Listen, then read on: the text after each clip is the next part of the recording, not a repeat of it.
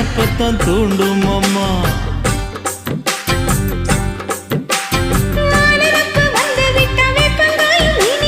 வானரப்பு போய்விட்டா செங்கரும்பும் கசக்கும். கோபுரத்தை கட்டி வைக்கவா, தலைவன கலசம வணங்கிடவா.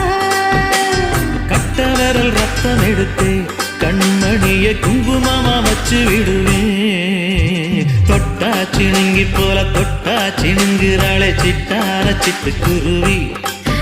என்ன விட்டா போதும் முன்னு சிட்டா பறக்குறாளே குத்தால தொட்டு மருவி.